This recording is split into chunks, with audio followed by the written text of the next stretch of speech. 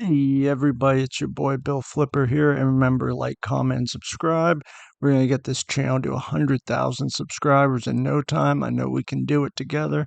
So this video is on how to make sure you're getting the best price. And this is not necessarily even just for Amazon. Like, I use these tools to make sure I'm getting the price.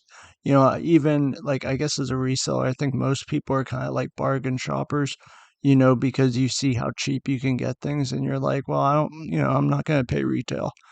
So, all right, the first one is the simplest one.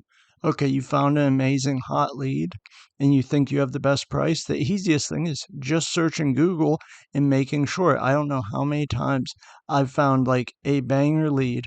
It is great. It's 90% ROI. It's amazing.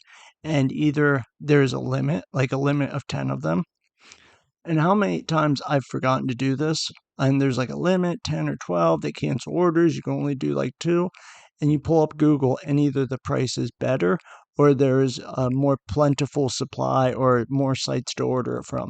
I mean, it's as simple as pumping it in Google, and there's many times you can find a cheaper website or another supply of them.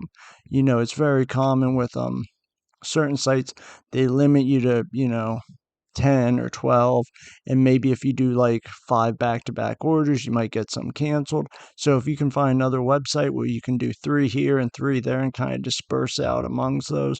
It happens with hot toys. You can get them on Walmart, and then it turns out they sell on Walmart, maybe you can get them on Target.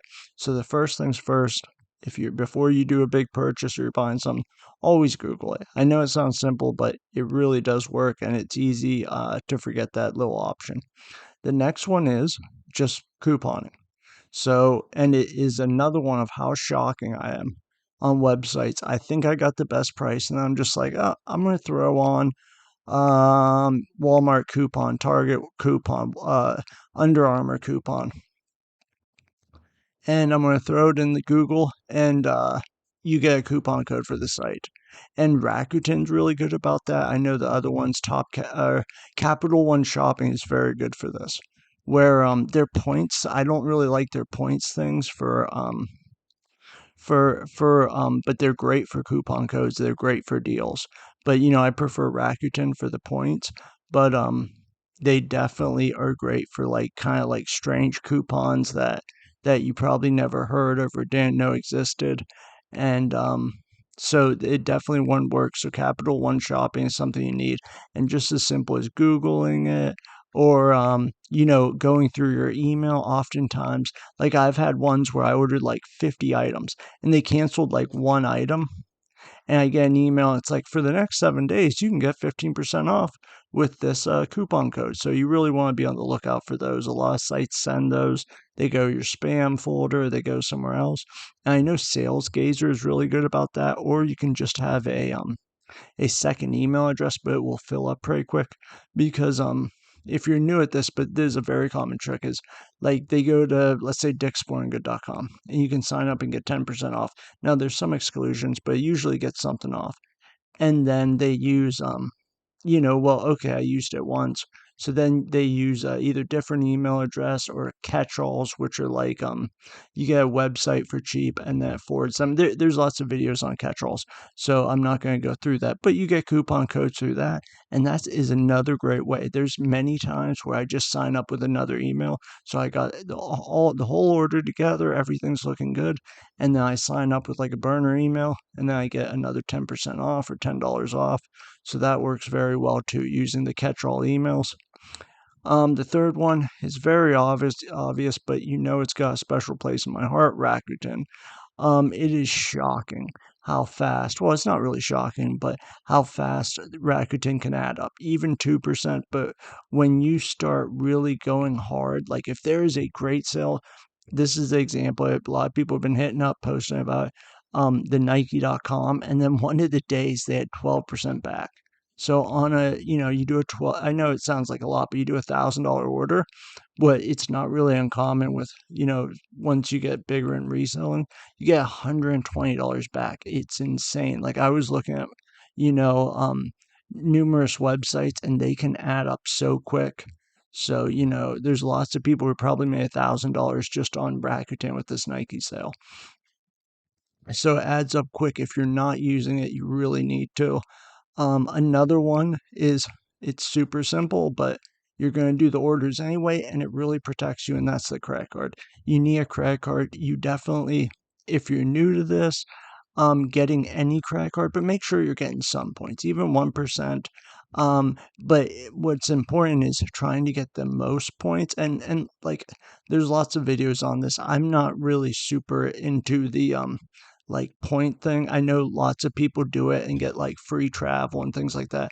Listen, I just want the cash. Um, and it is pretty easy. Even so like I had screwed up my credit in the past before I like got into reselling and everything. So I watched videos on it, and one thing you can do if you never had a credit card, your credit's a little shaky, is get a secured credit card. So you get Discover, you give them $500, they give you a credit line for 500, and all I did, I never screwed it up again. I just would max it out, pay it off every week, max it out, pay it off every week. And then after 6 months, they mail you the $500 back. They give you like a $1,500 increase or a credit line increase, and you earn points. I think it's 1% on those and 2% on gas, but they definitely add up, and it's really easy to get a few $100s in credit card points a year. But with credit cards, always be responsible, always pay it off at the end of the month. You want Visa or Discover to be paying you. You don't want to be paying them because the interest will bury you alive. So, the next one is gift cards. Now, this is definitely a trick that I was not using enough. There is a link below in the video for cardcash. There could be other ones. I use cardcash. It's really simple. I already have the account set up. And then be sure to use Rakuten on it. So, I think that someone told me they do bulk deals, but I haven't really gotten to that level. But like this is a perfect example. I'm going in Target, and I was shopping around. I think I was spending, it wasn't a big number. It was like $300. So I throw up card cash. I buy a $300 gift card, and it was like 5.4% off. So I literally saved $15, $16 just on the card cash order. So and again, it seems somewhat minimal at those, but do it with 10,000, $20,000, and you're talking about hundreds of dollars you just put back in your pocket, and then you have that margin of safety, and it takes so little time. It literally you can cash out 2-3 minutes. You get your card. You just copy and paste it, and then I've never had a problem with them. And like I said, if it's so minimal, like if I can save $20 and it's taking 2 minutes, I'm saving $20. It's not a headache. It's very easy to do. And there's a link down there. I don't even know why. I don't think anyone's used my affiliate links yet. If you're going to use the service, you got value from the video, use them. But if not, still use card cash. Even if you don't use my link, be sure to use card cash, especially if you're reselling. And that goes, like I said, let's say you were buying like a $400 TV at Target for Christmas. Use card cash. You can add to your account, and you're going to save another $20. I know that, like I said, but it's going to take 2 minutes, and you just put a $20 bill in your pocket. Like, I'm all about that. So the next one, yep, it's gift cards. And the other one to really remind you of, so the gift cards was the last one, but that's kind of the video. But one thing is also to really keep track. For some reason, something that can really squeeze your margins is not keeping track of the returned items and the damaged items, and having a way that is also, I think I'm going to do a video. Someone asked a question about what to do with all the returns, and you will get a lot of returns depending on what you sell. Like if you sell grocery, you're probably going to get almost zero returns. If you sell clothes, you'll get a lot of returns.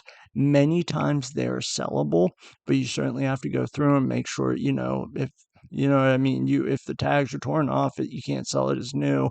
It's going to have to go on eBay. If the shoebox got smashed, so if it's sellable, Amazon usually returns it right back to your inventory. But those are the keys to squeezing the most out of your margins, squeezing the most profit out. I highly recommend you try all of those, and you'll be surprised how many times the Google coupon thing works. So that's it. Everybody have a great night. Have a great rest of your weekend. Like, comment, subscribe. I'm going to be uploading some more videos of the Lego Billy videos with my son. And like I said, always please like comments, for those because he loves it and it means a lot to me. I'd much rather have you like one of those than like one of these, but you could just like them both. That'd be cool too. So, all right, have a great rest of your weekend. Thank you. Bye.